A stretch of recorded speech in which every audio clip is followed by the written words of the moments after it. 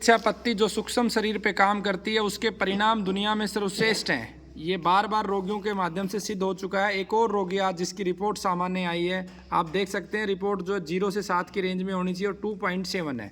इनको पहले जो है कार्सिनोमा था और ये इनकी FNC की रिपोर्ट है। 3 महीने इनकी प्रॉपर दवा चली है और बहुत मेहनत की है। हालांकि पूर्ण रूप से अभी भी कैंसर को ये नहीं कहा जा सकता है कि ये बिल्कुल ठीक हो जाता है। ये ऐसी बीमारी है, एक बार रिपोर्ट सामान्य हुई, रोगी ने लापरवाही करी तो दोबारा रिपोर्ट बढ़ जाएगी और रोगी को दोबारा से समस्या हो जाएगी। तो सबसे पहले तो आपको बहुत बहुत शुभकामनाएं, आपने बहुत मेहनत करी है और जो मेहनत और पवित्रता से कार्य करते हैं उनको परिणाम मिलता है। कहाँ के रहने वाले हैं? श्री गंगानगर राजस्थान से है। श्री गंगानगर राजस्थान में कोई गांव है, क्या है? केसरी सिंहपुर कस्बा पड़ता है। कस्बा पड़ता है। कस्बे में आपका घर कहाँ पे है? रेलवे स्टेशन के पास पड़ता है। और क्या बोलेंगे आपके घर आने के लिए? बस पापा का नाम लेंगे। और क्या नाम है आपके पिताजी का? श्री बनवारी लाल। श्री बनवारी लाल जी का। तो जो भी, मैं बार बार एक ही प्रार्थना करता हूँ, कहीं से भी चिकित्सा लो, 20-25 लोगों के घर पे जाओ और फिर पता चलेगा, ठीक है? तो पहले तो बहुत बहुत शुभकामनाएं और बधाई आपको। अब आगे क्या करना है? दवा अभी भी 6 महीने तक आपकी चलेंगी। 182 दिन के बाद फिर रिपोर्ट करवाएंगे। इस रिपोर्ट के बाद अगर आप पैसे वाले हैं तो पैट स्कैन करवाएंगे या CT स्कैन करवा के, जब वो सामान्य रही फिर आपकी रिड्यूस करते हुए 10% कम करते हुए 2-3 महीने में दवा बंद कर देंगे। 5 साल तक हर 3 महीने में गुरुकुल आना है, ट्रेनिंग होंगी, ट्रेनिंग में आना है और उसको सारी चीज़ों को लागू करना। नहीं तो ये बीमारी इतनी खतरनाक है कि दोबारा हो जाएगी और जिसको दोबारा होती है वो इतनी ज़्यादा खतरनाक होती है, उसको कंट्रोल करना मुश्किल है। तो आपके सामने ये केस है। 68 ईयर एज में अगर व्यक्ति इतनी अच्छी रिपोर्ट लेके आया है तो आप सोचो इसने कितनी मेहनत की। और इसकी जगह अगर ये कीमो रेडिएशन पे चला जाता तो 10-20 लाख रुपए भी लगते और रोगी का खाना पीना भी छूट जाता। अभी खाने पीना सब चीजें कर रहे हैं। हाँ, रोटी मेरी मदर करती हैं। सुबह 4 बजे से दवाई शुरू करते हैं वो। कितने बजे? सुबह 4 बजे। सुबह 4 बजे उठ जाते हैं। 4-4:15 बजे दवाई शुरू होती है। तो ये पहला कारण मैंने बताया था, 2 घंटे पहले उठना है। तो ये इन्होंने पालन किया। फिर उसके बाद क्या करते हैं? फिर वो कंटिन्यू मतलब 35 मिनट 40 मिनट के गैप से दवाई लेते हैं। ठीक है।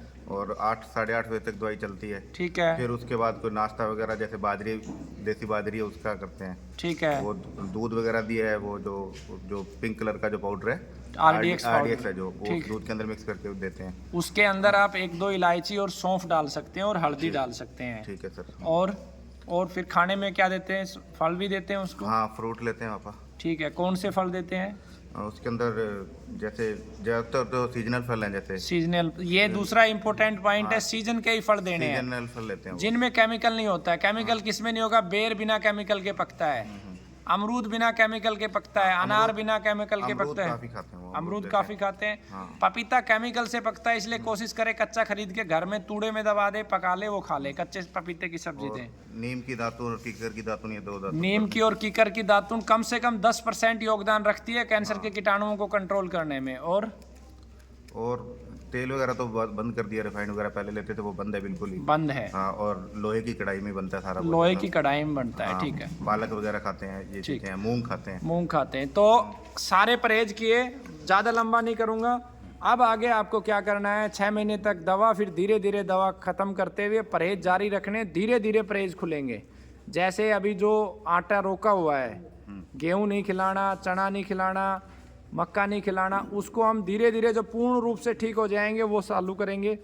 घी के साथ साथ फिर तेल चालू कर सकते हैं। 6 महीने बाद की बात बता रहा हूँ। सरसों का, तिल का और अलसी का अपनी आंखों के सामने निकला है। कभी कभी मीठा खाने को कहते हैं, पर हमने वो धागे वाली मिश्री है ना, वो ला रखी है। हाँ, धागे वाली मिश्री दो। खांड दे सकते हो मीठे में।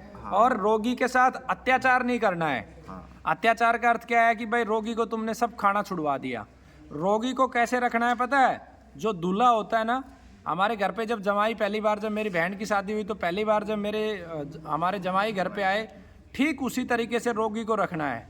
इससे क्या लाभ होगा? आपको आत्म तृप्ति रहेगी। रोगी ठीक नहीं भी होगा तो आपको ये तृप्ति रहेगी, उसके अंतिम समय पे मैंने उसको पूरा सुख दिया। ठीक है। दूसरी तृप्ति क्या रहेगी? जब ऐसा व्यवहार हम करेंगे रोगी को तो ठीक होने की सबसे ज़्यादा संभावना है। इस सीजन में गाजर खरीदो, गाय का घी लो, देसी खांड लो या मिश्री लो और उसका जो है हलवा बना के दो उनको, पेशेंट को। गाजर का हलवा बना के दो, मूंग का हलवा बना के दो। महीने में 1 बार गाय का दूध और खांड मिश्री लेके उसको बर्फी बना के दो। ठीक है ना। सारी चीज़ें उसको स्वादिष्ट बना बना के देनी है। ये नहीं है परहेज का मतलब 2 रोटी सब्जी पकड़ा दी ले भाई, ऐसे ठीक नहीं होना है। उसको खूब प्रेम दो, खूब अच्छा अच्छा उसको बना के दो, बिल्कुल जैसे पहले दिन दूल्हा आता है, तो वो बिल्कुल निश्चित रूप से ठीक हो जाएंगे। बहुत बहुत धन्यवाद।